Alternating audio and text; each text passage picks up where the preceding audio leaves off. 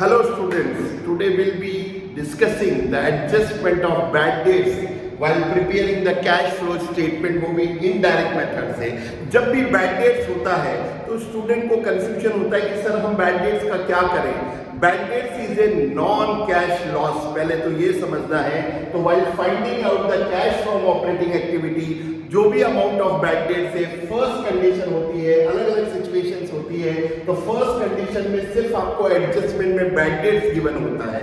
तो अगर एडजस्टमेंट में बैड डेट्स गिवन है तो नेट प्रॉफिट बिफोर टैक्स में आप उस बैड डेट्स के अमाउंट को ऐड कर दीजिए while finding out the cash from operating activity, right. Second condition होती है कि आपको बैड डेट्स गिवन होता है, साथ में प्रोविजन का बैलेंस भी गिवन होता है बैलेंस शीट में। बैड डेट्स आपको एडजस्टमेंट में गिवन होगा and provision for doubtful debt का प्रीवियस ईयर का बैलेंस और करंट ईयर का बैलेंस आपको कंपैरेटिव बैलेंस शीट में गिवन होगा। Now what you have to do, हम सब जानते हैं कि जब बैड डेट्स के साथ प्रोविजन होता है तो bad debts directly statement of profit and loss से चार्ज नहीं होता है, प्रोविजन से चार्ज होता है।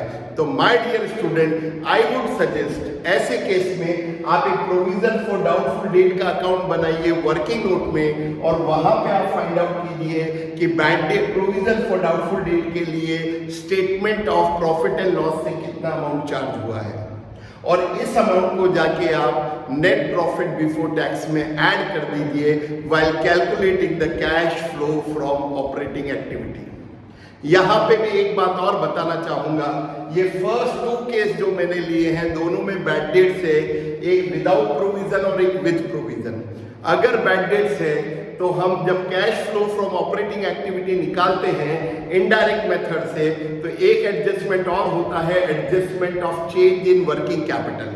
तो उसमें हम जो ट्रेड रिसीवेबल्स लेते हैं, जो डेटर्स होते हैं, उनका इंक्रीज और डिक्रीज फाइंड आउट करते हैं, राइट। तो अगर बैड डेट्स गिवन है आपको क्वेश्चन में तो डेटर्स का इंक्रीज और डिक्रीज फाइंड आउट करते वक्त उस बैड डेट्स के अमाउंट को आप ओपनिंग डेटर में से रिड्यूस करेंगे पहले, उसके बाद डेटर्स का क्या लेंगे, इंक्रीज एंड डिक्रीज लेंगे, राइट। और एक थर्ड केस और होता है जहां पे आपको सिर्फ provision for bad and doubtful debts दिया जाता है, नो बैड डेट्स गिवन।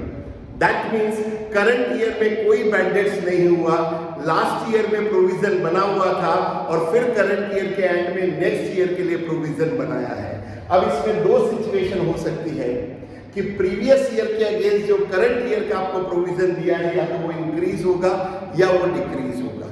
अगर इंक्रीज हुआ है दैट मीन्स हमने प्रीवियस ईयर के अगेंस्ट करंट ईयर के प्रोविजन को इंक्रीज किया है, that means profit and loss statement से अमाउंट चार्ज किया है, फिर वही नॉन कैश एडजस्टमेंट है, चार्ज किया है तो उसे हम ऐड कर देंगे नेट प्रॉफिट बिफोर टैक्स में, राइट। अगर वही प्रोविजन डिक्रीज हो रहा है इसका मतलब एक्स्ट्रा प्रोविजन है, हमने उस एक्स्ट्रा प्रोविजन को प्रॉफिट में, नेट प्रॉफिट में ऐड किया है तो नेट प्रॉफिट बिफोर टैक्स में से उसे उस अमाउंट को जितना अमाउंट से डिक्रीज हो रहा है उसको हम नेट प्रॉफिट बिफोर टैक्स निकालते वक्त क्या कर देंगे, वापस, ठीक है, डिडक्ट कर देंगे क्योंकि ऐड किया होगा प्रॉफिट में। आई होप ये सेशन से आपको बैड डेट्स और प्रोविजन फॉर डाउटफुल डेट्स का एडजस्टमेंट कैश फ्लो में इनडायरेक्ट मेथड में समझ में आया होगा।